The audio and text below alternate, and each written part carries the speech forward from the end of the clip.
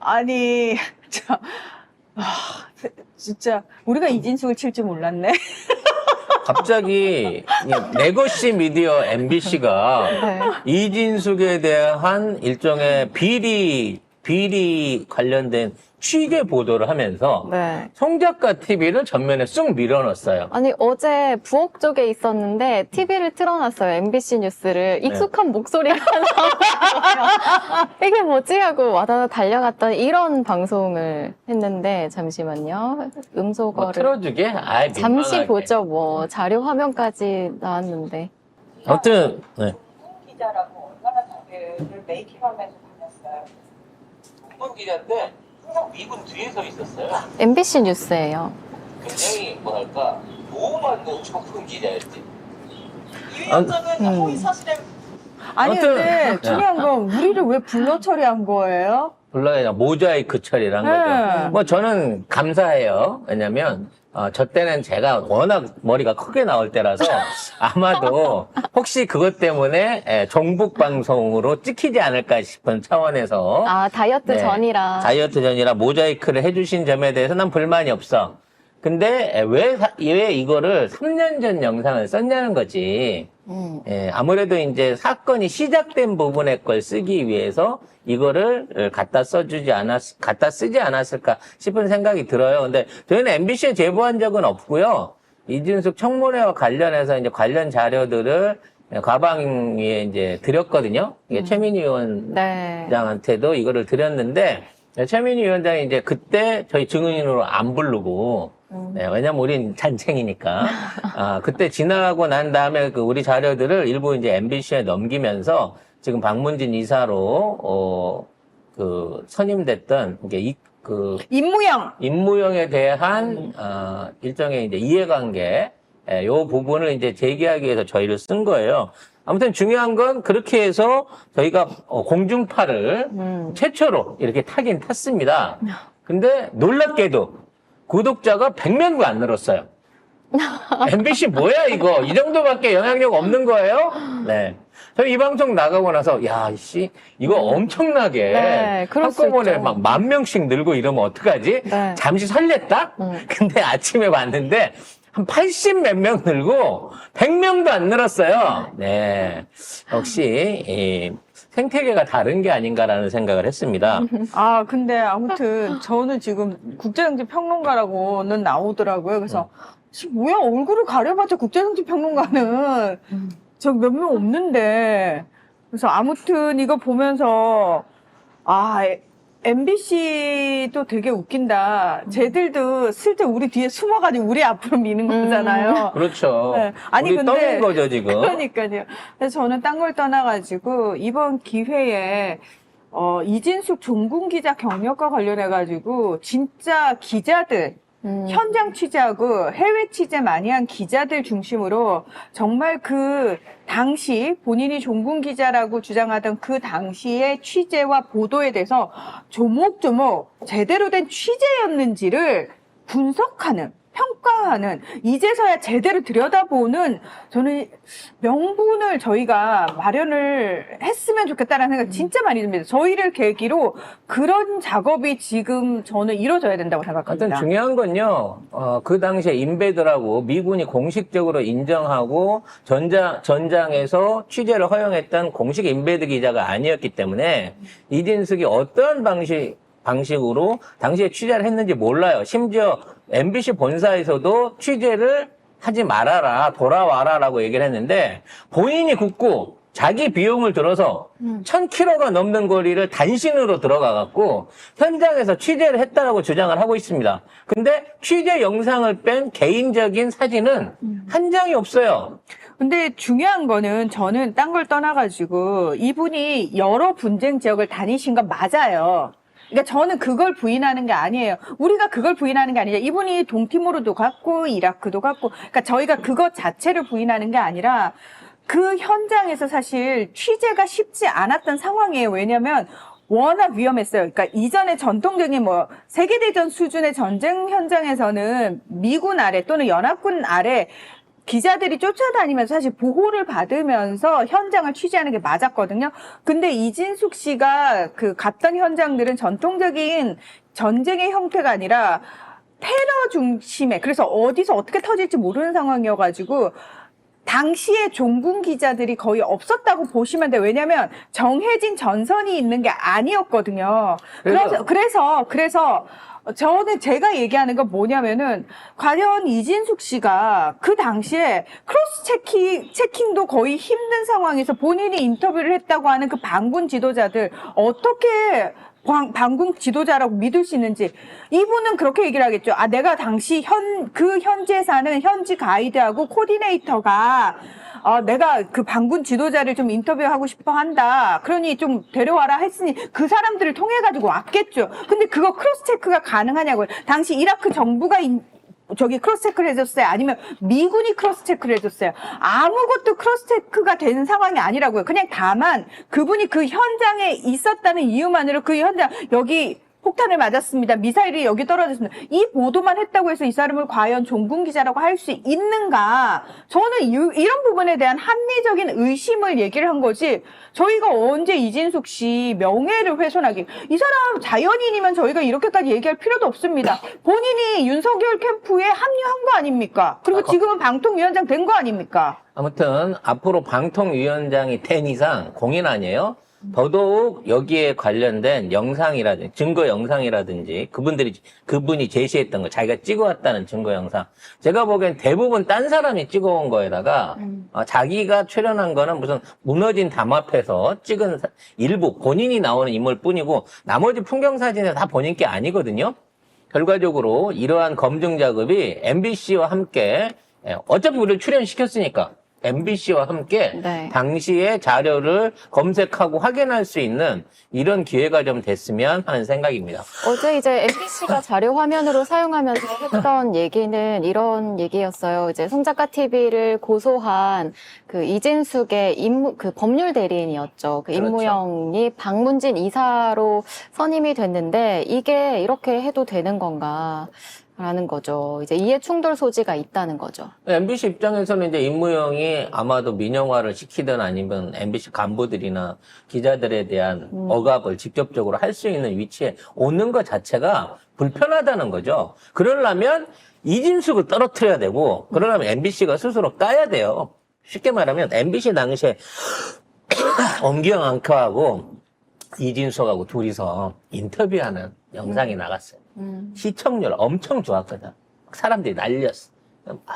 이준식 기자, 현장은 어떻습니까? 이런 식의 이제 그거를 위성으로 주고받았다는 거야. 근데 그게 새빨간 조작 영상이거든요. 왜냐면 그 당시에 이진숙이라고 하는 인물이 공식적으로 인베드 기자도 아닌 상황에서 이라크에서 그런 국제적인 회선을 쓸 수도 없었을 뿐더러 인터뷰의 내용을 보면 딜레이가 없어요. 근데 그 당시 기술 수준으로는 얘기하는 거하고 전달하고 받아갖고 오는 거하고의 딜레이가 최소한 4, 5초 이상 나야 되거든요. 이거는 편집본인 거야. 마치 둘이 대화를 하는 것처럼 당시에 편집을 해갖고 방송을 내보낸 건데, 거기에 들어가는 영상이나 이런 것들은 딴 데서 찍어온 걸 짜집기 해서 넣었단 말이야. 오리지널 영상이 아닌 걸 MBC가 밝히고 있다는 거지. 그럼 당시에 간부들이나 제작진들이 그 현장에서 제작을 했던 사람들이 입을 열어주면 얘가 진짜 이라크에서 뭔가를 찍어가지고 송출을 한 건지, 아니면 외부에 있는 사진들을 짜 못 두고 이진숙 목소리만 받아가지고 한 건지, 거기에 대한 진실은 당시 제작진들이 잘 알고 있을 거예요. 보도국에 있는 제작진들이. 저는 그런 부분을 한번 얘기를 해보자는 겁니다. 그 최승호 전 MBC 사장이 뭐라고 썼냐면은 이번에 아마 이제 오마이뉴스에도 기사가 나왔어요. 내 동기 이진숙을 38년 뒤 이렇게 만날 줄 몰랐다. 여기에 이런 부분이 있어요. 그가 한때 자랑했던 최초의 여성 종군 기자, 가로 열고, 얼마나 종군했는지 참 그 타이틀도 부끄럽겠습니다만, 가로 닫고, 라는 허명이 오히려 배신의 향내를 더욱 짙게 해서 역사의 부끄러운 이름으로 깊이 새겨지게 될 것입니다. 최승호 전 MBC 사장은 이진숙과 동기였어요. 그럼 더더욱 잘 알고 있겠죠. 그러니까 이분조차도 본인이 그렇게 자랑했던 최초의 여성 종군 기자. 얼마나 종군했는지 참 그 타이틀도 부끄럽겠습니다만 이라고 얘기를 하잖아요. 하실 말씀이 있다는 얘기겠죠. 아무튼 이와 관련된 논란은 이제는 검증 차원에서라도 MBC가 털고 내놔야 됩니다. 아니 조직을 배신하고 당사를 망가뜨려 놓은 사람이 이제 방심위원회에서 회사 자체를 민영화해서 없애려고 하잖아요. 근데 그런 사람을 보호해주기 위해서 과거의 취재 이력을 정군 기자로 포장하는 짓을 할 이유가 뭐가 있습니까? MBC 측이 우리를 내보냈으니까. 우리 출연료 안 받았으니까요. 우리를 내보냈으므로 그와 관련된 검증에 어떠한 형태든 답을 주시기를 공식적으로 요청하고 싶습니다. 그러니까 맞아요. 비겁한 맹세님. 가세연이 조민 씨 포르쉐 탄다고 가짜뉴스 퍼뜨린 사건은 조민 씨가 공인이니 감수하라는 판결을 내린 판사들. 맞아요. 이렇게 해놓고는 우리는 정당하게 공직에 나가고자 하는 사람을 검증한 차원입니다. 그랬더니 1심 판사가 판결문에 뭐라고 얘기를 했냐면 아니다. 니들은 대놓고 이 사람을 명예훼손을 하고자 하는 고의적인 목적이 있었다라고 이야기를 하는 겁니다. 그러면서 우리한테 벌금 100만 원씩을 때린 거예요. 왜 잣대를 다르게 들이대냐는 겁니다. 결국 이 사람 방통위원장 됐잖아요. 자연인 이진숙을 우리가 깠습니까? 아니잖아요. 검증 제대로 하겠다는 차원에서 종군 기자라는 거 진짜 맞는지 한번 확인해 봅시다라고 얘기한 게 왜 이 사람의 명예를 훼손한 겁니까? 자, 아무튼 이거 결자 해지는 저는 MBC가 해야 된다고 MBC가 해야 됩니다. 해야 된다고 생각합니다. 자, 관련해서 제가 꼭 한 가지 이 말씀은 여러분들한테 드리고 싶습니다. 댓글에서 좀 충격을 받아갖고 제가 드린 얘기인데 네. 목소리는 왜 변조했냐라고 댓글을 쓰셨는데 변조한 거 아니에요. 제 목소리가 원래 그렇습니다. 어머. 네. 뭐 얼굴을 모자이크한 거는 내가 왜 모자이크 했어요? 라고 하는 부분에 대해서 내가 반론 안 하겠지만 목소리를 변제했대 나보러. 원래 목소리가 이렇습니다. 네. 그 부분만큼은 방송을 처음 보시는 분들한테도 꼭 네. 예, 인정을 좀 받고 싶은 부분이라 네, 말씀을 드렸습니다. 네. 자, 이와 관련해서 지금 이제 직무대행이 된 김태규가 촌극이라고 얘기를 하고 있습니다. 네, 김태규 직무대행이 긴급 기자회견을 열어 기관장이 임명되고 채 이틀이 지나기도 전에 탄핵이 가결되는 희대의 촌극을 목도했다며 누군가는 이게 기네스감이 아닌지 의문을 가질 듯하다고 말했습니다. 오냐 너 말 잘했다.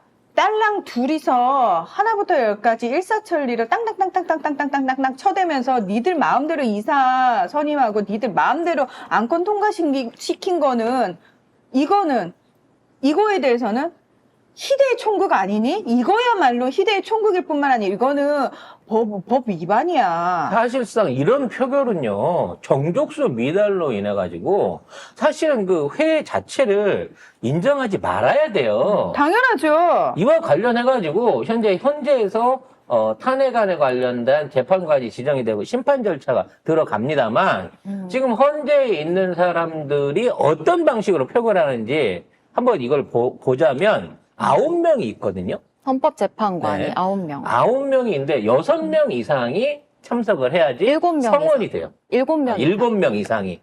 7명 이상이 참석을 해야 돼갖고 그 7명이 참석을 하더라도 6표 이상이 나와야 돼요. 9에 6.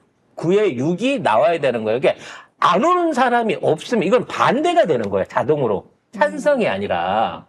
이게 헌재가 대한민국의 최고의 정통한 법률기관이 이 탄핵안을 처리하는 방식인 거야. 그러니까 총 5명 중에 2명이 와서 결정하는 것 자체는 성원이 안 된 거고 2명이 와서 했다고 치면 나머지 3명은 반대로 표결을 해야 이게 법적으로 맞다고 헌재가 최고 헌법기관이 그렇게 표결을 한단 말이에요. 그래서 난 이게 짜증이 나는 거야. 헌재에 있는 애들이 이진숙을 탄핵을 풀어주긴 해야 되고, 그리고 그와 관련해갖고, 이제 압박을 받겠죠. 그런데 자기 체면은 구기기 싫고 이러면 참석을 덜 하면 된다는 거야. 반대 의견을 안 던지고 3명쯤 참석을 안 하잖아요? 6명이 왔는데, 사실상 6명 전원이, 7명이 왔는데, 그 중에 6명이 찬성을 해야 탄핵 가결을 해야 가결이 통과가 되는 구조로 돼 있다고.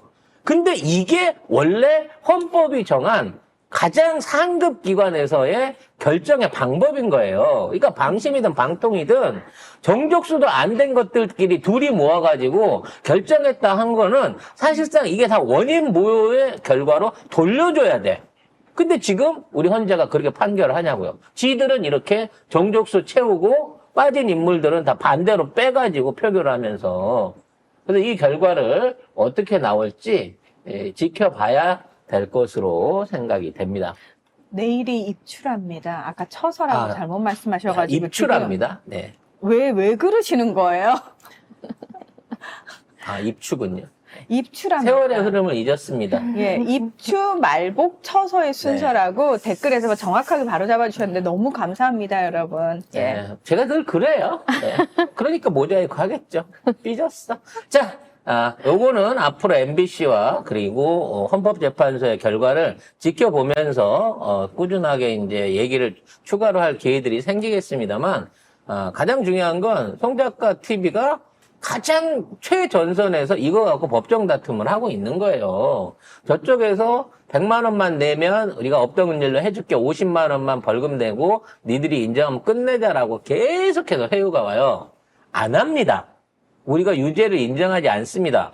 이걸 끝까지 가기 위해서 지금 변호사비만 기천만 원을 들여가면서 이 소송을 하고 있습니다. 결국 우리가 이겨서 무죄를 받아내서 변호사 비용도 다 이진숙한테 물릴 거지만 이진숙이 가짜 종군 기자였다라고 하는 팩트를 어떻게든 밝히고 싶은 게 우리 입장이었거든요. 이제 MBC가 이 팩트에 대한 진정한 자료와 거기에 관련된 것들을 내놓으시기를 다시 한번 요구드립니다.